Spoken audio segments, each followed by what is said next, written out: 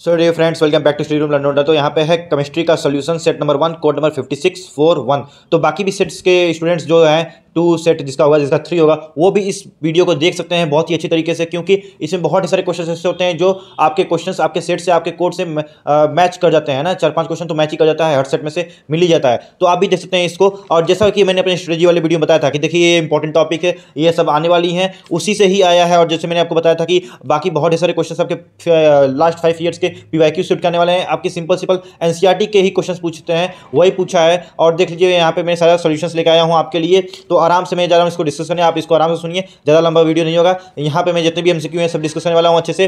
तो पहले क्वेश्चन में क्या पूछा था, the molar ionic conductivities of Ca2 positive plus Cl negative are 119 and 76.37 centimetre square पर mole respectively. The value of limiting molar conductivity of CaCl2 will be. देखिए मैंने अपने बोर्ड टाइम में क्या गलती किया था, मैंने इसका ध्यान न देते हुए सिंपल चीज़ का CaCl2, तो इसका ध्यान न देते हुए दोनों को सिमिलरली ऐड कर दिया था। और आपने भी बहुत सारे बच्चों ने सिमिलरली दोनों को सिंपली ऐड करके ही आया होगा, जो कि गलत आंसर आएगा। इसको सिंपली ऐड नहीं करना था, इस चीज़ का आपको ध्यान देना था कि यहाँ पे 2 भी लगा हुआ है, तो 119 प्लस 2 इंटू 76.3 आपको करना था। जैसे यहाँ पे देख लीजिए, यहाँ पे लिखा है ना molar conductivity of Ca plus 2 into molar conductivity of Cl, तो इसका ट्वाइस आपको करना था, जो कि मैंने भी अपने बोर्ड टाइम में गलती की थी। आपने बहुत सारे बच्चों ने भी यहाँ पे किया होगा, लैक ऑफ प्रैक्टिस। यहाँ पे क्या दिखाता है, लैक ऑफ प्रैक्टिस, या फिर बहुत ज़्यादा स्ट्रेस में या फिर टेंशन में आप थे, है ना, घबराहट में हो गई होगी, और दोबारा आपने रीचेक नहीं किया, वो भी गलती है। तीसरी गलती है कि दोबारा आपने रीचेक नहीं किया। तो ये सारी गलतियाँ आपको फिजिक्स में नहीं दोहरानी है। फिजिक्स के लिए भी स्टडी वीडियो में लेके आऊँगा, इसलिए लाइक शेयर सब्सक्राइब करके रख लीजिए मेरे चैनल को, और इस तरह की और भी ढेर सारी सोल्यूशन वीडियोज़ में लेके आता रहूँगा। ठीक, देखिए यहाँ पे आपका है 2CHO, है ना, देखिए ये इस तरह 2HCHO 2HCHO को हम जब रिएक्ट करवाएंगे KOH से, तो हमको क्या मिलेगा, हमको मिलेगा यहाँ पे मेथनॉल प्लस यहाँ पे पोटेशियम फॉर्मेट मिलेगा। ठीक ना, देखिए दोनों का मैंने स्ट्रक्चर भी बना के रखा हुआ है आपके सामने। तो यहाँ पे ए वाला ऑप्शन आपका सही हो जाएगा। थर्ड वाले में एस्कॉर्बिक एसिड होगा। विटामिन सी को क्या कहते हैं भैया, एस्कॉर्बिक एसिड कहते हैं। आपके एनसीईआरटी में बना कर दिया गया है, मैं आपको शो करता हूँ, दिखाता हूँ। देखो विटामिन सी एस्कॉर्बिक एसिड होता है, vitamin B2 riboflavin, vitamin B1 thiamine कहते हैं, एंड विटामिन B6 को पायरिडॉक्सिन कहते हैं। तो यहाँ से उठ के आ गया है आपको टेबल से मिल गया है क्वेश्चन, जो कि आप सोचते हैं कि ये तो बच्चों का है, बच्चे इसको याद करते हैं क्लास 4, 5, 6 में, हम इसको क्यों याद करें, ये डेफिशिएंसी डिजीज क्यों याद करें, ये विटामिन के नाम हम क्यों याद करें। देख लीजिए सिंपल सा क्वेश्चन ये से उठ के आ गया। Then question number 4, Rosenmund reaction is used for the preparation of aldehydes. The catalyst used in the reaction is PDBSO4। अगर आपने, मैंने कहा था नेमी रिएक्शन जरूर से जरूर याद करके जाइएगा, जो उसके टेस्ट होते हैं, जो उसके रिएजेंट्स होते हैं, जरूर से जरूर याद करके जाइएगा। देखिए सिंपल सा क्वेश्चन उठा दिया है। फिर which alkyl halide from the given options will undergo SN1 reaction faster. यहाँ पे आपका ऑप्शन नंबर बी हो जाएगा, जो कि आपके एनसीईआरटी में देकर रखा हुआ है।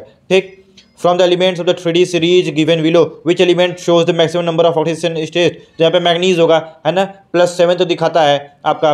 टाइटेनियम, स्कैंडियम, क्रोमियम उससे कम ही दिखाते हैं, राइट। उसके बाद क्वेश्चन नंबर 7 देख लीजिए, यहाँ पे तो simple expression of Arrhenius equation. Arrhenius equation भी मैंने कहा था कि ये इंपॉर्टेंट टॉपिक है, इसको पढ़ के जाइएगा, है ना। यहाँ से थ्योरेटिकल पार्ट के क्वेश्चन आते हैं, एमसीक्यू का सिर्फ से और सिर्फ उसका इक्वेशन पूछ दिया, उस पर न्यूमेरिकल नहीं पूछता है आपसे बोर्ड लेवल पे। Question number 8, tertiary amine N के साथ कोई एच नहीं होना चाहिए, तो देख लीजिए पहला वाला ऑप्शन हो जाएगा। बाकी सबके बाद यहाँ पे देखिए ये टर्सरी अमाइन नहीं है, यहाँ पे टर्सरी अमाइन नहीं है, यहाँ पे टर्सरी अमाइन नहीं है। Nucleophilic addition of Grignard reagent to ketones followed by the hydrolysis with dilute acids form tertiary alcohol, very easy. और ये तो आपका किताब से ही पूछ दिया है, किताब में अभी आपको दिखाता हूँ मैं इसका आंसर। देखिए जीरो ऑर्डर रिएक्शन के बारे में पूछा है, स्लोप और इंटरसेप्ट क्या होगा, तो इसका ऑप्शन नंबर बी होगा, स्लोप माइनस के इंटरसेप्ट आर नॉट। यहाँ पे हो जाएगा ना, यहाँ पे देखिए, यहाँ पे आपको यही स्लोप दिया है जीरो ऑर्डर रिएक्शन का, यहाँ पे देखिए लाइन लिखी हुई है, स्लोप माइनस के होगा, इंटरसेप्ट आपका ये हो जाएगा। ठीक, तो वही आपका यहाँ पे डायग्राम बना के उठा के पेस्ट कर दिया है, आपको सिंपली डायग्राम को ही याद करना था और ज़रा कुछ करना नहीं था, जो कि मैंने आपसे कहा था इंपॉर्टेंट होते हैं ये questions, zero order, first order, और फिर आपके फर्स्ट ऑर्डर, सेकंड ऑर्डर, और फिर हाफ लाइफ वाले रिएक्शन जो होते हैं बहुत ज़्यादा इंपॉर्टेंट होते हैं। अभी आगे भी दिखाऊंगा आपको, क्वेश्चन भी दिया है सेक्शन डी में। यहाँ पे हो जाएगा 11 के मैथ्स द फॉलोइंग क्वेश्चन। आज जिन्होंने बायोमोलिक्यूल्स अच्छे से पढ़ के गया था उनको और कुछ करने की जरूरत नहीं थी। मान लीजिए आप बाकी ऑर्गेनिक नहीं पढ़ के गए हो अच्छे से, अमाइंस का एक क्वेश्चन था ट्राइब्रोमोफिनॉल का, ये आपने पढ़ के गए हो। आप बायोमोलिक्यूल्स तो पढ़ के गए थे, बहुत ईजी था।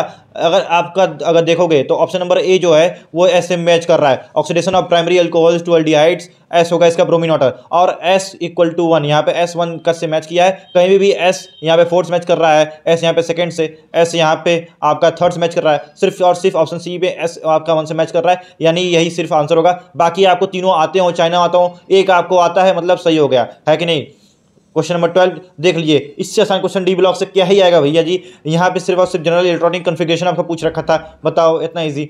फिर असर्शन रीजन पे आ जाते हैं। तो पहले मैं देख रखा था कि दोनों सही हैं, तो और रीजन भी एक असर्शन का सही है, दोनों सही हैं assertion reason, but R is not the correct explanation of the assertion. Assertion true है, रीजन फॉल्स है, असर्शन फॉल्स है, रीजन ट्रू है। तो पहले वाला क्या होगा, para nitrophenol is less acidic than phenol, गलत, मोर एसिडिक होता है, तो डी वाला हो जाएगा। सभी तीनों ऑप्शन में असर्शन आपका ट्रू दिया है, बट डी वाले में खाली फॉल्स दिया है, तो जहां पे आपका ए वाला फॉल्स होगा वहीं पे डी हो जाएगा। ठीक, उसके बाद यहाँ पे benzoic acid does not undergo Friedel Crafts reaction, सही बात है, क्यों, because carboxylic group is deactivating and the catalyst aluminium AlCl3 जो होता है gets bonded to the carboxylic group. Yes, बिल्कुल सही है, यानी कि असर्शन रीजन सही है, यहाँ पे ए वाला हो जाएगा कि assertion reason are true and reason is the correct explanation of the A, यानी assertion. Question number 15, fructose is reducing sugar, सही बात है, fructose does not reduce Fehling and Tollens test, गलत बात है भैया, fructose does Fehling solution and Tollens test solution, reagent जो होते हैं उनका टेस्ट देता है फेलिंग एंड टोलेंट का, तो सी वाला हो जाएगा, है ना, कि आपका ए ट्रू है but R is false. Question number 16, यहाँ पे आपका हो जाएगा सही है ए वाला, आर भी सही है तो बी वाला हो जाएगा, बट बी भी सही है, लेकिन क्या है कि इसका करेक्ट एक्सप्लेनेशन नहीं है ना, इसका करेक्ट एक्सप्लेनेशन बी वाला नहीं होगा, राइट। तो सेक्शन बी जो है मैं अगली वीडियो में डिस्कस करूंगा आपसे, क्योंकि ये बहुत ज़्यादा लंबा वीडियो हो जाएगा, कम से कम आधे घंटे की वीडियो हो जाएगी पूरा एक्सप्लेन करने पे। Section B and section D में आपको लास्ट में डिस्कस करूंगा, यहाँ पे मैंने सिर्फ और सेक्शन ए डिस्कस किया है। तो इस वीडियो पूरा देखने के लिए, सेक्शन बी देखने के लिए चैनल पर सब्सक्राइब रहिए। नेक्स्ट वीडियो जल्दी मैं आधे घंटे के अंदर अपलोड करने की कोशिश करूंगा। ठीक, जय हिंद।